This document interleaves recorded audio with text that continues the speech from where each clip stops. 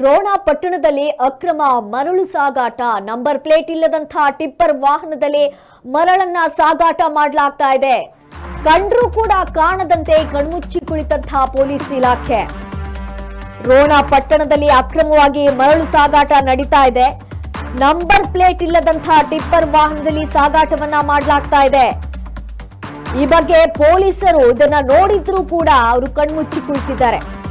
ಅಕ್ರಮ ಮರಳು ಮಾಫಿಯಾಗೆ ಕಡಿವಾಣ ಹಾಕಲು ವಿಫಲವಾಗಿದ್ದಾರೆ. ಓವರ್ಲೋಡ್ ವಾಹನದಿಂದ ರಸ್ತೆಗಳು ಕೂಡ ಇದೀಗ ಹಾಳಾಗ್ಬಿಟ್ಟಿದೆ. ರೋಣ ತಾಲೂಕಿನ ಪ್ರಮುಖ ರಸ್ತೆಗಳಲ್ಲಿ ಗುಂಡಿಗಳು ಹೆಚ್ಚಾಗ್ಬಿಟ್ಟಿದೆ. ಹಾಗಿದ್ರೆ ಈ ಗುಂಡಿಗಳಿಂದ ಉಂಟಾಗುವಂತ ಅಪಘಾತಕ್ಕೆ ಯಾರು ಹೊಣೆ ಆಗ್ತಾರೆ? ಈ ರೀತಿಯಾಗಿ ಜಿಲ್ಲಾಡಳಿತದ ವಿರುದ್ಧ ಸಾರ್ವಜನಿಕರು ಆಕ್ರೋಶವನ್ನ ವ್ಯಕ್ತಪಡಿಸಿದ್ದಾರೆ. ರೋಣ ಪಟ್ಟಣದಲ್ಲಿ ಅಕ್ರಮವಾಗಿ ಮರಳು ಸಾಗಾಟ ನಡೀತಾ ಇದೆ.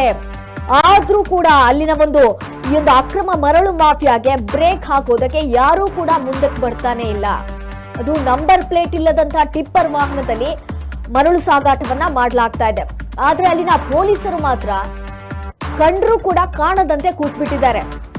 ಈ ಒಂದು ಅಕ್ರಮ ಮರಳು ಮಾಫಿಯಾಗೆ ಕಡಿವಾಣ ಹಾಕಲು ಅವರು ವಿಫಲವಾಗಿದ್ದಾರೆ ಅಂತಾನೆ ಹೇಳ್ಬೋದು. ಯಾಕಂತ ಹೇಳಿದ್ರೆ ಇಷ್ಟೆಲ್ಲ ಅಲ್ಲಿ ಅಕ್ರಮವಾಗಿ ಮರಳು ಮಾಫಿಯಾ ಆದ್ರೂ ಕೂಡ ಸುಮ್ಮನೆ ಕೂತ್ಬಿಟ್ಟಿದ್ದಾರೆ, ಕಣ್ಮುಚ್ಚಿ ಕುಳಿತುಬಿಟ್ಟಿದ್ದಾರೆ. ಓವರ್ಲೋಡ್ ವಾಹನದಿಂದ ರಸ್ತೆಗಳು ಕೂಡ ಅಲ್ಲಿ ಹಾಳಾಗ್ಬಿಟ್ಟಿದೆ.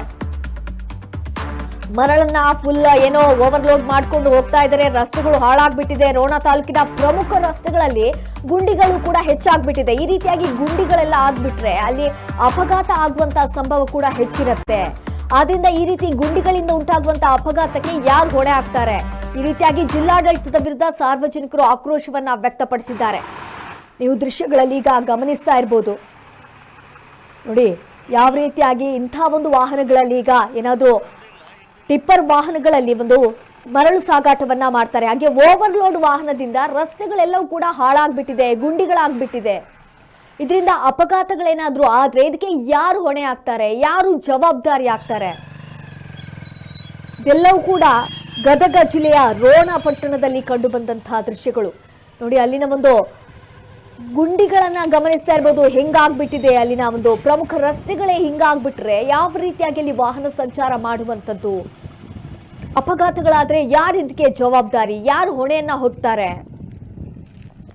ಇದಕ್ಕೆ ಅಲ್ಲಿನ ಜಿಲ್ಲಾಡಳಿತ ಏನ್ ಮಾಡ್ತಾ ಇದೆ? ಹಾಗಿದ್ರೆ ಜಿಲ್ಲಾಡಳಿತ ಇದರ ಬಗ್ಗೆ ಏನು ರೀತಿಯಾಗಿರುವಂತ ಒಂದು ಪರ್ಯಾಯ ವ್ಯವಸ್ಥೆಯನ್ನಾಗಿರ್ಬೋದು ಅಥವಾ ರೋಡ್ ಅನ್ನ ಸರಿ ಮಾಡುವಂತದ್ದಾಗಿರ್ಬೋದು, ಹಾಗೆ ಅಕ್ರಮ ಮರಳು ಮಾಫಿಯಾ ನಡೀತಾ ಇರುವಂತ ಬಗ್ಗೆ ಯಾಕೆ ಸುಮ್ಮನೆ ಕೂತಿದೆ?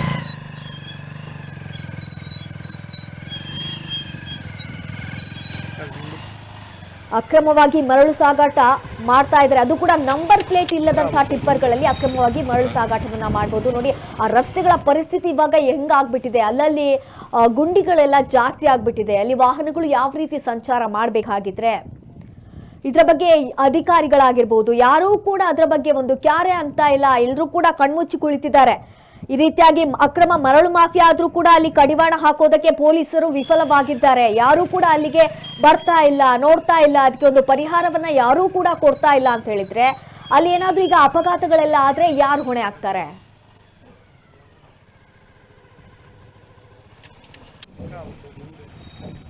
ಈ ಬಗ್ಗೆ ಹೆಚ್ಚಿನ ಮಾಹಿತಿಯನ್ನ ನೀಡೋದಕ್ಕೋಸ್ಕರ ಗದಗ ಪ್ರತಿನಿಧಿ ದ್ಯಾಮಣ್ಣ ಅವರು ಲೈನ್ ಅಲ್ಲಿ ಇದ್ದಾರೆ.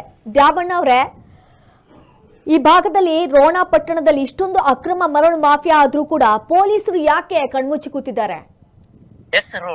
ಯಾಕಂದ್ರೆ ಗದಗ ಜಿಲ್ಲೆಯ ರೋಣ ತಾಲೂಕಿನಲ್ಲಿ ಲೆಕ್ಕಿಲ್ಲದೆ ಅಕ್ರಮ ಮಾಫಿಯಾ ನಡೀತಿದೆ ಅಂತ ಹೇಳ್ಬಹುದು. ಅಷ್ಟೇ ಅಲ್ಲದೆ ಅಕ್ರಮವಾಗಿ ಮರಳು ಸಾಗಾಟ ಮಾಡುವ ಟಿಪ್ಪರ್ಗಳಿಗೆ ಸರಿಯಾದ ನಂಬರ್ ಪ್ಲೇಟ್ ಇಲ್ಲ.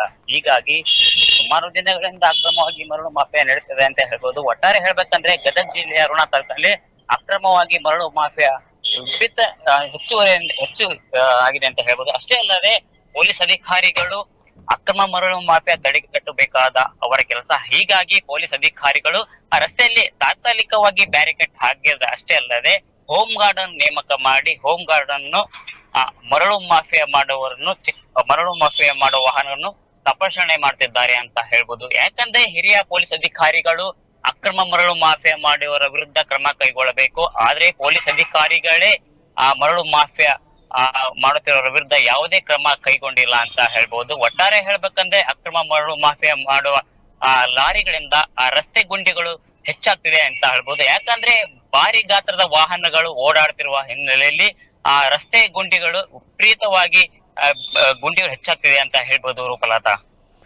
ಹಾಗಿದ್ರೆ ಅಲ್ಲಿ ಪೊಲೀಸರು ಇದ್ದು ಕೂಡ ಸುಮ್ಮನೆ ಕೂತಿದ್ದಾರೆ ಅಂತ ಹೇಳಿದ್ರೆ ಪೊಲೀಸರು ಕೂಡ ಇದರಲ್ಲಿ ಶಾಮೀಲಾಗಿದ್ದಾರೆ ಹೆಂಗೆ? ಎಸ್ ರೂಪಲತಾ, ಯಾಕಂದ್ರೆ ಪೊಲೀಸ್ ಅಧಿಕಾರಿಗಳು ಇದರಲ್ಲಿ ಶಾಮೀಲಾಗಿದ್ದಾರೆ ಅಂತ ಹೇಳ್ಬೋದು. ಯಾಕಂದ್ರೆ ಹಿರಿಯ ಪೊಲೀಸ್ ಅಧಿಕಾರಿಗಳು ತಾವೇ ಸ್ವತಃ ಬಂದು ಅಕ್ರಮ ಮರಳು ಮಾಫಿಯಾ ಮಾಡುತ್ತಿರುವ ವಾಹನಗಳನ್ನು ತಪಾಸಣೆ ಮಾಡಬೇಕು. ಆದ್ರೆ ಹೋಮ್ ಗಾರ್ಡ್ ಅನ್ನು ಹಾಕಿ ಪೊಲೀಸ್ ಅಧಿಕಾರಿಗಳು ಅಕ್ರಮ ಮರಳು ಮಾಫಿಯಾ ಮಾಡುತ್ತಿರುವ ವಾಹನಗಳನ್ನು ತಪಾಸಣೆ ಮಾಡಿಸ್ತಿದ್ದಾರೆ. ಹೀಗಾಗಿ ಒಟ್ಟಾರೆ ಹೇಳ್ಬೇಕಂದ್ರೆ ಪೊಲೀಸ್ ಅಧಿಕಾರಿಗಳಿಗೆ ಕೆಲವೊಂದು ಹಫ್ತಾ ಹೋಗ್ತಿದೆಯಾ ಎಂದು ಯಕ್ಷ ಪ್ರಶ್ನೆ ಉಂಟಾಗಿದೆ ಅಂತ ಹೇಳ್ಬೋದು. ಆ ಒಂದು ರೋಡ್ಗಳು ಕೂಡ ಅಂದ್ರೆ ಮುಖ್ಯ ರಸ್ತೆಯಲ್ಲಿ ಗುಂಡಿಗಳು ಕೂಡ ಆಗ್ಬಿಟ್ಟಿದೆ, ಜಾಸ್ತಿ ಗುಂಡಿಗಳು ಕೂಡ ಇದೆ. ಇಲ್ಲಿ ಅಪಘಾತಗಳಾದ್ರೆ ಯಾರು ಹಾಗಿದ್ರೆ ಹೊಣೆ ಆಗ್ತಾರೆ? ಜಿಲ್ಲಾಧಿಕಾರಿಗಳು ಯಾಕೆ ಸುಮ್ಮನೆ ಇದ್ದಾರೆ ಹಾಗಿದ್ರೆ? ಯಾಕಂದ್ರೆ ಯಾರು ಹೇಳೋರಿಲ್ಲ ಕೇಳೋರಿಲ್ಲ ಅಂತ ಆಗ್ಬಿಟ್ಟಿದೆ. ಯಾಕಂದ್ರೆ ಭಾರಿ ಗಾತ್ರದ ವಾಹನಗಳಿಂದಾಗಿ ಹೆಚ್ಚು ಅಂದ್ರೆ ತಾತ್ಕಾಲಿಕವಾಗಿ ರಸ್ತೆ ನಿರ್ಮಾಣ ಮಾಡಿರ್ತಾರೆ. ಯಾಕಂದ್ರೆ ಭಾರಿ ಗಾತ್ರದ ವಾಹನಗಳಿಂದ ಗುಂಡಿಗಳು ಬೀಳುತ್ತೆ. ಆ ಗುಂಡಿಗಳಿಂದ ಬೈಕ್ ಸವಾರಿಗೆ ಮತ್ತು ಕಾರು ಸವಾರ ಮತ್ತು ಹಾಗೂ ಆಟೋ ರಿಕ್ಷಾ ವಾಹನ ಸವಾರಿಗೆ ಹೆಚ್ಚು ತೊಂದರೆ ಆಗ್ತಿದೆ ಅಂತ ಹೇಳಬಹುದು. ಯಾಕಂದ್ರೆ ವಿಪರೀತವಾದ ಗುಂಡಿಯಿಂದಾಗಿ ಬೈಕ್ ಸವಾರರು ಕೆಲವೊಂದು ಅಪಘಾತ ಸಂಭವಿಸಿದೆ ಅಂತ ಹೇಳ್ಬೋದು. ಹಾಗಿದ್ರೆ ಅಲ್ಲಿ ಜಿಲ್ಲಾಡಳಿತ ಯಾಕೆ ಕಣ್ಮುಚ್ಚಿ ಕುಳಿತಿದೆ? ಪೊಲೀಸರು ಕೂಡ ವಿಫಲರಾಗಿದ್ದಾರೆ, ಜಿಲ್ಲಾಡಳಿತ ಯಾಕೆ ಸುಮ್ಮನೆ ಕೂತ್ಬಿಟ್ಟಿದೆ? ಅಧಿಕಾರಿಗಳು ಯಾರು ಕೂಡ ಇಲ್ವಾ ಹಾಗಿದ್ರೆ?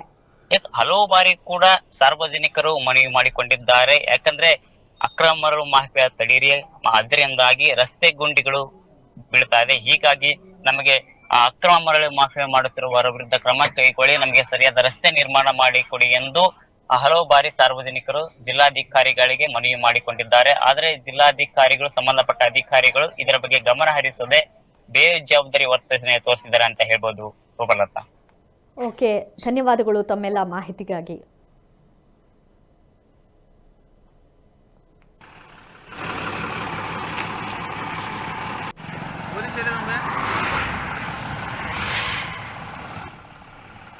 ಒಂದು ರೋಣ ಪಟ್ಟಣದಲ್ಲಿ ಅಕ್ರಮವಾಗಿ ಮರಳು ಸಾಗಾಟ ನಡೀತಾ ಇದೆ. ಆದ್ರೂ ಕೂಡ ಅವರು ನಂಬರ್ ಪ್ಲೇಟ್ ಇಲ್ಲದಂತಹ ವಾಹನದಲ್ಲಿ ಒಂದು ಅಕ್ರಮವಾಗಿ ಮರಳು ಸಾಗಾಟವನ್ನ ಮಾಡ್ತಾ ಇದ್ರು. ಹಾಗೆ ಪೊಲೀಸರು ಕೂಡ ಯಾವುದೇ ರೀತಿಯಾಗಿರುವಂತಹ ಕ್ರಮವನ್ನ ತೆಗೆದುಕೊಳ್ತಾ ಇಲ್ಲ, ಯಾವುದೇ ರೀತಿಯಾಗಿರುವಂತಹ ಒಂದು ಆಕ್ಷನ್ ಅನ್ನ ತೆಗೆದುಕೊಳ್ತಾ ಇಲ್ಲ ಅನ್ನುವಂಥ ಮಾಹಿತಿ ಕೂಡ ಲಭ್ಯ ಆಗ್ತಾ ಇತ್ತು. ಹಾಗೇನೆ ಓವರ್ಲೋಡ್ ಮಾಡಿಕೊಂಡು ಈ ಒಂದು ವಾಹನದಲ್ಲಿ ಒಂದು ಮರಳನ್ನ ಸಾಗಿಸ್ತಾ ಇದ್ರು. ಇದರಿಂದಾಗಿ ಅಲ್ಲಿ ಮುಖ್ಯ ರಸ್ತೆಗಳಲ್ಲಿ ಕೂಡ ಗುಂಡಿಗಳು ಹೆಚ್ಚಾಗೇ ಇದೆ. ಆದ್ರಿಂದ ಇದರ ಬಗ್ಗೆ ಕೂಡ ಯಾರೂ ಕೂಡ ಹೊಣೆಯನ್ನ ಹೊರ್ತಾ ಇಲ್ಲ ಅನ್ನುವಂಥ ಮಾಹಿತಿ ಕೂಡ ಲಭ್ಯ ಆಗ್ತಾ ಇದೆ. ಆದ್ರಿಂದ ಜಿಲ್ಲಾಡಳಿತದ ವಿರುದ್ಧ ಇದೀಗ ಸಾರ್ವಜನಿಕರು ಆಕ್ರೋಶವನ್ನ ಕೂಡ ವ್ಯಕ್ತಪಡಿಸಿದ್ದಾರೆ. ಇದರ ಬಗ್ಗೆ ಸ್ವಲ್ಪ ಎಚ್ಚೆತ್ತುಕೊಳ್ಬೇಕಾಗತ್ತೆ, ಇದರ ಬಗ್ಗೆ ಒಂದು ಗಮನವನ್ನ ಹರಿಸಬೇಕು ಅನ್ನುವಂಥ ನಿಟ್ಟಿನಲ್ಲಿ ಸಾರ್ವಜನಿಕರು ಆಕ್ರೋಶವನ್ನ ವ್ಯಕ್ತಪಡಿಸ್ತಾ ಇದ್ದಾರೆ.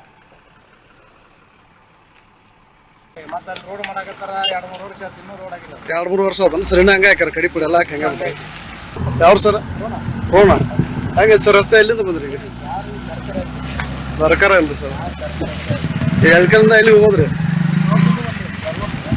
ನಾವು ಎಲ್ಲಿ ಈಗ ಬಾತ್ಲಾಪುರಿಂದ ಚಿಕ್ಕಮಗಳೂರು ರೋಡ್ ಸರಿ ಇಲ್ಲ ಸರ್, ಅಲ್ಲಿ